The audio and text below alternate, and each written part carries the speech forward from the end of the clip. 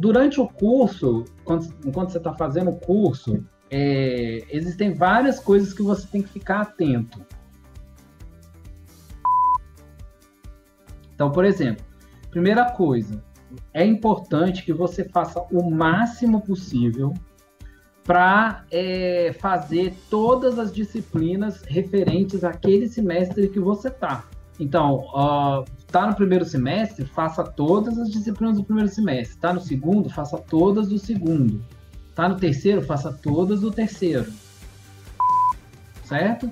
Porque toda vez que você deixa de fazer uma disciplina, por exemplo, você está lá no segundo semestre, no semestre que vem. Aí chegou o período do trancamento de matrícula, você decide desistir de uma disciplina. Quando você desiste de uma disciplina, no seu período, que a gente chama de período ideal, você perde o direito à expectativa daquela disciplina. Então, se você não fez a disciplina no período que ela estava programada para você, o colegiado não tem mais a obrigação de ofertar essa disciplina para você. Você vai ter que fazer ela com outras turmas, certo? Você vai ter que ficar procurando um momento aí futuro que você vai fazer aquela disciplina. E aí pode ser que a disciplina seja ofertada num momento, num horário, choca, né? Bate com uma disciplina que você já tinha que fazer mesmo. E aí você não consegue fazer a disciplina, né? Se você pensar que as disciplinas são ofertadas uma vez por ano, você perde uma disciplina, vai demorar um ano para você fazer ela de novo. E aí, se você der o azar de você não conseguir fazer por conta de choque, pode ser que você tenha que esperar 2 anos. E aí, se você pensar que se for uma disciplina de 6º semestre, você vai atrasar a sua formatura, né? Do 6º semestre para frente, você atrasa a sua formatura, né? Então, é importante você sempre se dedicar o máximo possível para poder fazer as disciplinas que você tem que fazer naquele semestre, não trancar disciplinas do seu semestre, né? Eu quero adiantar, eu quero fazer disciplinas mais para frente, disciplinas lá da frente. Pode adiantar, você pode fazer solicitação de matrícula em outra disciplina, mas você tem que tomar cuidado para não ficar com a grade muito pesada e acabar, né, querendo fazer uma a mais e sendo reprovado em 2 ou 3, né? E aí fica pior. E quando você é reprovado, acontece a mesma coisa. Você fica com perde a expectativa da disciplina, e aí você tem que ficar esperando.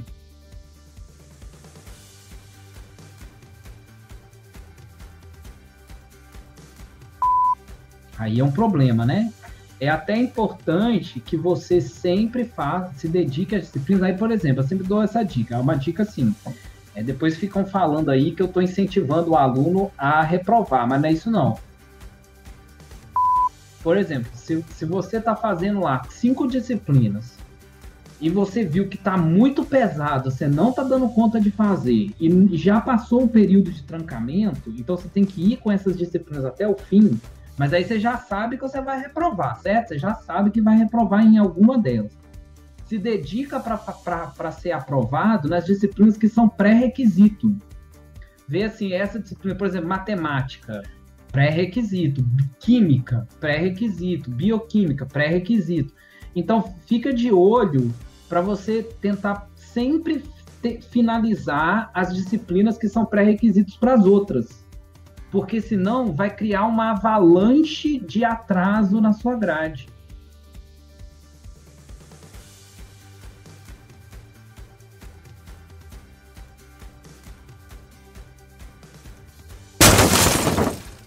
Porque você vai ficar atrasado no pré-requisito para fazer o pré-requisito 1 ano depois, e aí só 2 anos depois para fazer o pós-requisito daquele pré-requisito, né? Por exemplo, você vai fazer Química Geral semestre que vem. Se você reprovar em Química Geral semestre que vem, você vai ficar esperando 1 ano para fazer Química Geral de novo. Aí, se você for aprovado, você só vai conseguir fazer Química Orgânica no semestre seguinte. Então, 1 ano e meio depois. Se você for aprovado, vamos supor que você seja reprovado. Aí vai ser 2 anos depois, tá vendo?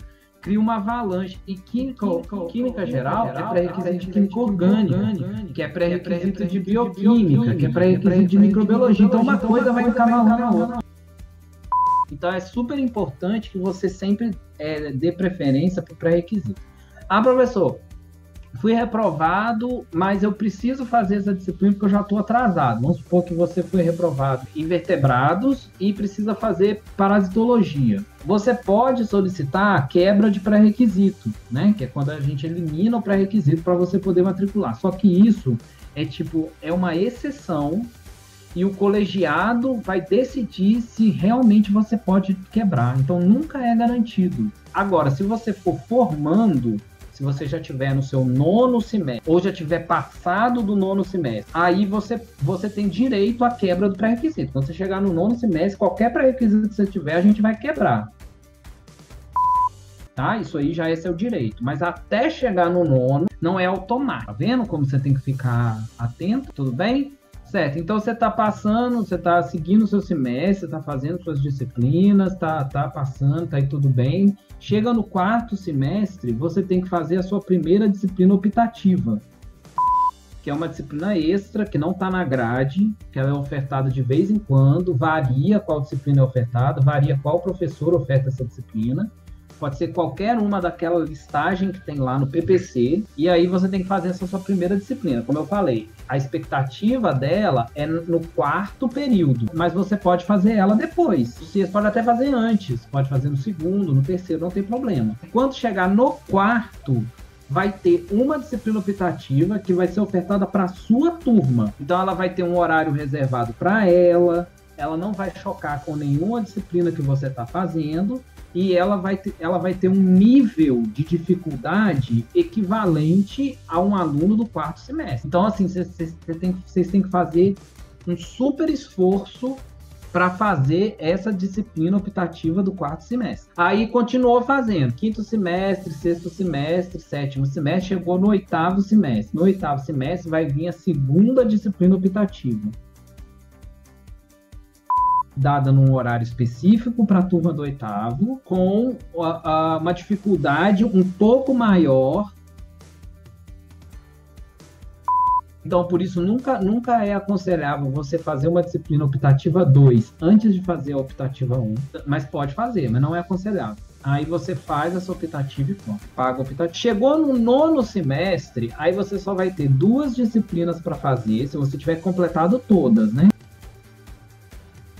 Você vai ter 2 disciplinas para fazer, que é Parasitologia e Biologia de Campo 2, que inclusive tem pré-requisito, e você vai fazer TCC, Trabalho de Conclusão de Curso. O TCC é um trabalho escrito no formato de manuscrito, ou seja, tem introdução, material e métodos, resultados, papapá. É um trabalho completo que você vai aprender a fazer ao longo do curso, é lógico. E ele é baseado em alguma coisa que você fez durante o curso.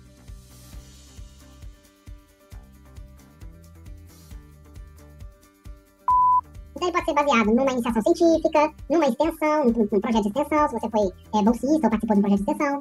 Pode ser baseado numa disciplina, às vezes você fez um trabalho muito interessante numa disciplina, você pode usar esse trabalho para construir seu TCC.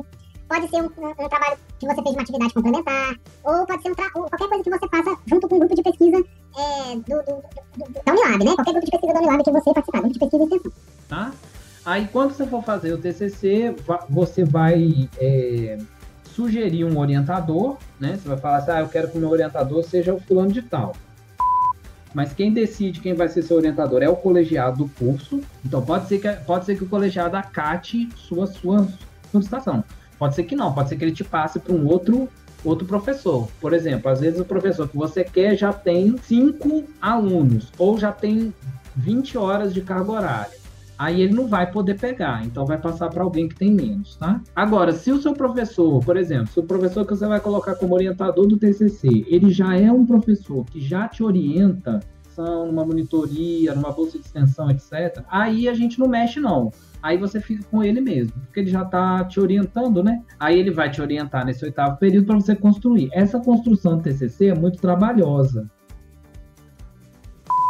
E aí, por isso que você só tem duas disciplinas para fazer no 9º semestre. Então, se você não consegue finalizar as disciplinas no período correto, ou pelo menos não consegue chegar no 9º semestre com todas as disciplinas completadas, você sofre muito, porque o TCC ocupa muito tempo e você ainda vai ter que fazer um monte de disciplina. Então, é muito provável que um aluno chegue no 9º com disciplina atrasada, ele não consegue formar na época. E aí acaba indo para o 10º semestre, para o 11º semestre. Já tem aluno que já está no seu 14º semestre.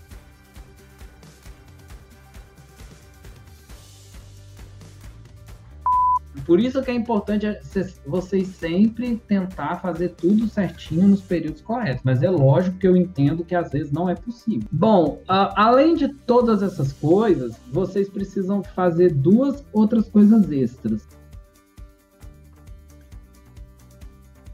Que é a carga horária de atividade complementar, que são 200 horas, e a carga horária de atividades de extensão, que são 365 horas. 375, não lembro exatamente quanto, mas é mais ou menos 360. A atividade complementar é qualquer atividade que você faça que tenha cunho acadêmico. Então, por exemplo... Participou de um seminário, de um congresso, assistiu uma palestra, fez um mini-curso, participou de um evento científico, de um evento artístico, de um evento cultural. Então, qualquer coisa que você fizer dentro do âmbito da universidade, acontece muitas coisas na universidade. O tempo todo tem evento, tem festa, tem um monte de coisas que vocês podem fazer. E não é necessariamente da biologia, vocês podem fazer de qualquer coisa.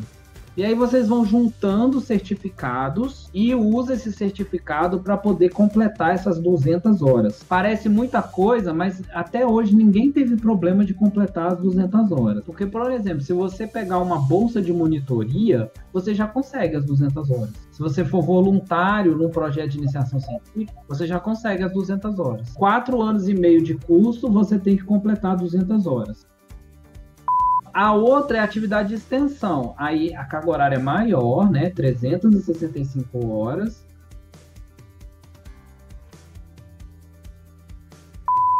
Mas você tem que... e é mais difícil de conseguir.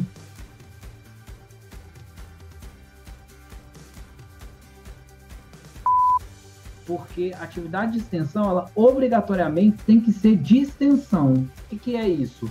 Ela tem que ser uma atividade que é feita para o público externo da universidade. Então, é a comunidade onde a universidade está inserida. E essas atividades, elas têm que ser cadastradas na PROEX. Então, não serve qualquer coisa. Então, vocês têm que sempre ficar de olho. Agora, está saindo algumas coisas de extensão nos Instagrams dos grupos de pesquisa. Atuar como extensionista. E isso, nas atividades de extensão, você tem que ser o agente da atividade. Agente da complementar. Na complementar, você pode, por exemplo, assistir uma palestra. E pronto, ganhou um certificado.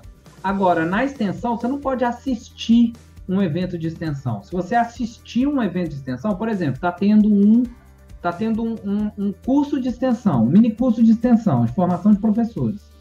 Se você fizer esse mini curso, não conta como atividade de extensão, conta como atividade complementar. Contar como atividade de extensão, você tem que ser uma das pessoas que trabalhou na organização do curso. Você tem que ser o agente que construiu a atividade de extensão e não o espectador. Então é um pouquinho mais chato de conseguir, é um pouquinho mais complicado. Então eu sempre aconselho aos alunos a sempre estarem atentos aos grupos de pesquisa e de extensão, não só da biologia, como da Unilab inteira, para vocês poderem participar dessas ações de extensão e ir somando a carga horária. Principalmente, a principal forma de você conseguir carga horária de extensão é participando de um projeto de extensão. Então, todo ano tem o edital de extensão da PROEC, final do período par. Aí os professores pedem projetos e alguns são aprovados, e quando é aprovado, o professor abre seleção para poder participar do projeto de extensão. E no SIGA você busca lá quais são os projetos de extensão que estão disponíveis e você se candidata. Você marca lá, eu quero participar desse projeto. E o professor pode te aceitar ou não, com bolsa ou sem bolsa, né? Depende de cada professor. e depende se você conseguir ser selecionado. Aí eu sempre recomendo que vocês tentem participar, mesmo que seja sem bolsa, porque se você ficar, vamos pôr 8 meses, tá? Dá mais ou menos 8 meses, porque a carga horária é 20 horas por semana, o que dá 80 horas por mês, né? Então daria 5 meses. Se você ficar 5, 6 meses num projeto de extensão, você já completa a carga horária para poder formar. Tá vendo? Então, assim, sempre esteja buscando, né, um projeto de extensão para você poder participar, para você matar essa carga horária, que é muito importante. Às vezes sempre tem problema do aluno chegar no 9º semestre e ele não ter a carga horária de extensão suficiente. E aí, como é uma carga horária, não dá para tirar assim da noite para o dia. Então, o aluno acaba atrasando a formatura porque não tem carga horária de extensão. Você imagina só, você chegou lá no final, tá na porta da formatura e você não poder formar porque tá faltando carga horária de extensão, é muito ruim, né? Porque você fica com esses prazos, porque aí o que acontece? Se você tem os prazos anotadinhos, você fica sempre preparado para aquilo, até porque tem algumas coisas que você precisa juntar a documentação, né? Tem coisas que a documentação que você vai precisar, talvez você não consiga de um dia para o outro, talvez demore um pouco. Então, essa parte do prazo é muito importante, certo? Então, baixe o calendário acadêmico, que fica lá no site da Unilab, e use para você consultar. A mesma coisa, fique também sempre próximo de você o guia do estudante, porque lá tem o e-mail de todas as pró-reitorias, o e-mail das coordenações do instituto, né? Tem tudo lá. E você pode consultar. Se você quiser o e-mail de professores, aí já não tem lá não. Então você tem que procurar no Siga, né? No Siga você busca pelo professor e lá tem o link para o currículo Lattes, o e-mail do professor, e aí você pode entrar em contato com ele, certo? Para poder definir essas coisas. Então, é sempre importante. Eu tinha um professor que ele sempre falava isso, e ele sempre dizia assim, a coisa mais importante que você faz quando você vem na universidade é olhar os murais da universidade, né, onde normalmente ficam os avisos. Então, quando eu estava na graduação, eu sempre andava pela universidade, eu ia olhando todos os murais, que ali eu conseguia saber prazos e obrigações, possibilidades de bolsa, possibilidade de fazer estágio, né, ou fazer um trabalho com bolsa, esse tipo de coisa. É lógico que agora não dá para fazer isso por conta da pandemia, mas é interessante você, por exemplo, manter sempre uma frequência de entrar no site da Unilab de vez em quando e olhar o que tem lá na página inicial, seguir as redes sociais da universidade, né, Facebook, Instagram, que sempre tem alguma coisa lá para vocês poderem fazer, certo? Avisando sobre algum edital, por exemplo, edital de monitoria, edital de pulsar, que é uma coisa que vocês vão poder fazer a partir do próximo semestre. Vocês essas coisas surgem do nada, né? Uma hora para outra aparece edital, e aí a inscrição é coisa de 2 dias. Então, se você não está atento ao site, né, às redes sociais, você acaba perdendo.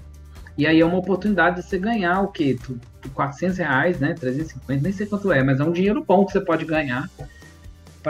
E também serve depois para você pagar a atividade complementar, né? Então é muito válido, certo? Então sempre fique atento aos prazos, ok? Certo, então pronto. Se você concluiu tudo isso, fez todas as disciplinas, fez as optativas e as obrigatórias, apresentou o TCC, defendeu o TCC, foi aprovado, e concluiu a carga horária de extensão e a atividade complementar, você pode formar, né? Você pode solicitar a colação de grau. Yes! E aí você forma. Certo? Pronto. Então essa parte é mais tranquila.